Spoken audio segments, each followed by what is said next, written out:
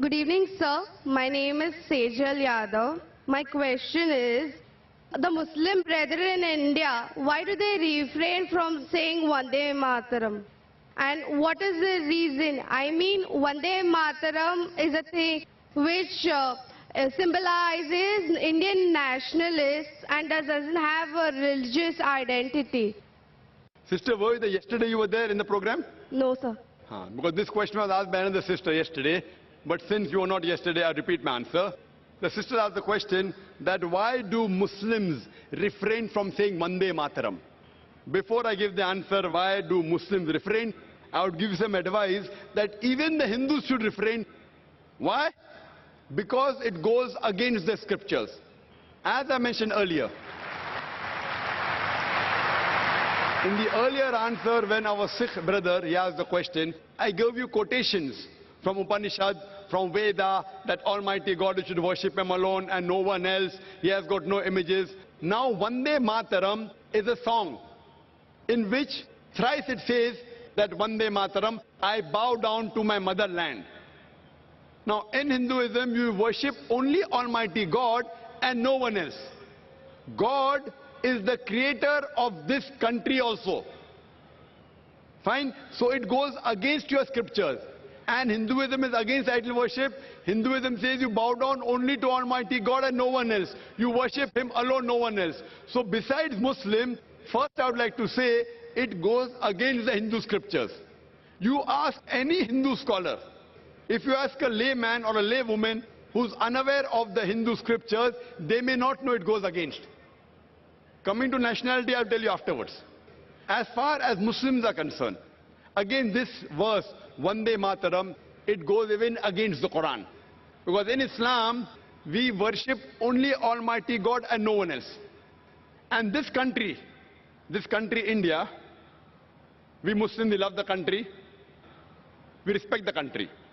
We follow the laws of the country. As long as the law of the country do not go against the law of the Creator Almighty God, we have no objection in following any law of any country. But if the law of the country contradicts against the law of Almighty God, then we don't follow. So Almighty God is the creator of this country. So who should we bow to, the country or to Almighty God? As far as India is concerned, we Muslims, we love the country, we respect the country.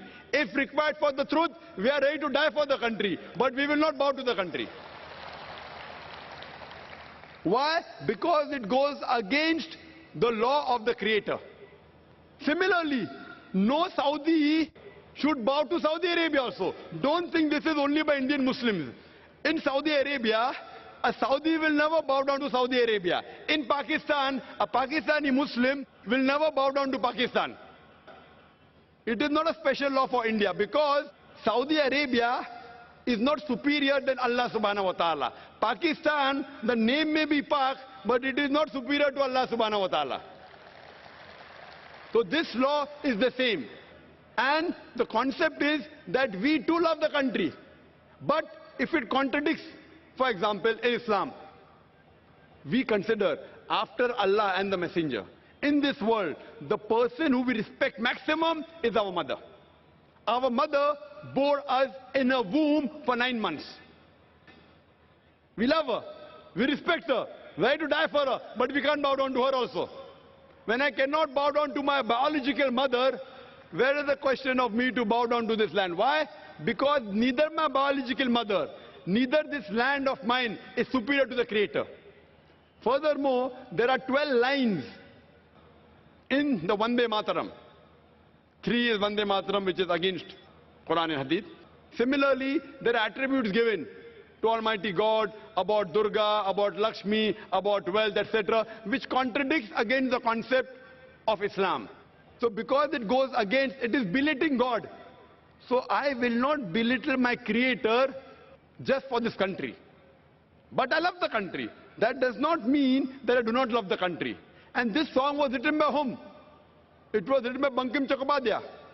For what? It was a political move. And now a few years back, they want to create a century and they don't even know the date when it is written down.